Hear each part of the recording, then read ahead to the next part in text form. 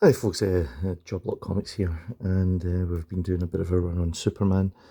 Let me have a look at some pivotal moments from the character, and here we are in 1986 with a relaunch of Superman by John Byrnes. This is issue 1, number 1, and I'm going to suggest that despite everything you may have heard, was this the influence behind James Gunn's Superman movie? Controversial. Let me explain why.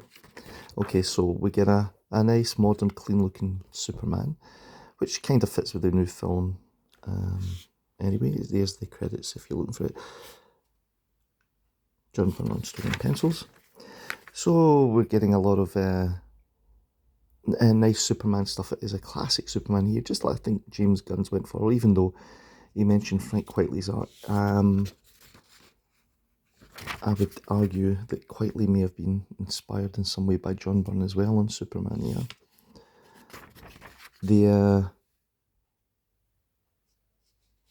The story itself here shows Clark Kent and Lois Lane, and we're in a very modern, for the time, remember this 1986 setup, yeah. And you know, this was a sort of idea that Superman existed in the modern world and is not the Superman that you may have remembered. So we have, you know, a bit of world building here, and we've got Clark acting weak as he already does, and we have Superman getting involved. Bear with me.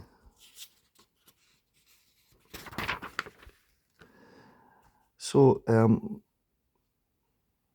we have a Superman that is a lot less powerful than he was in previous incarnations of the character, yeah.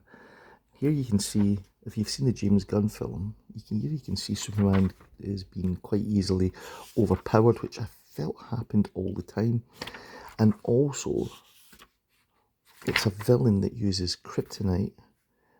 And I don't want to spoil the film for you, but you know that there's a character in there that makes kryptonite that helps to capture Superman and put him out of commission for a while. We have this sort of Lex Luthor rooftop mansion, and he's got the cameras, and he's got the young sort of sidekick, and which is very James Gunn. You've got all this destruction here in Metropolis, including these buildings all being destroyed. There is literally Superman being subdued by kryptonite. If you've seen the film, you'll know what's going on here. You'll see Superman really beaten up by this villain.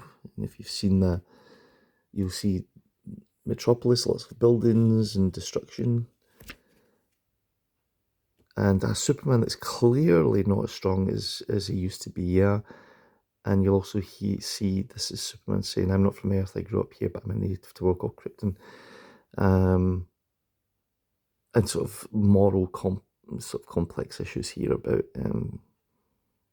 Superman coming from another planet. And anyway, if you've seen the film, you'll probably notice there's an awful lot of comparisons with John Byrne's first issue on Superman.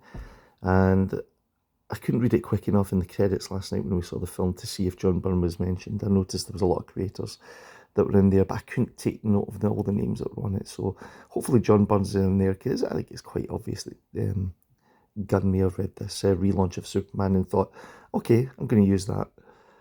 Maybe I'm completely off base here and I'm just talking rubbish, and it won't be the first time. So let me know what you think in the comments. If you got anything from this video, please let me know.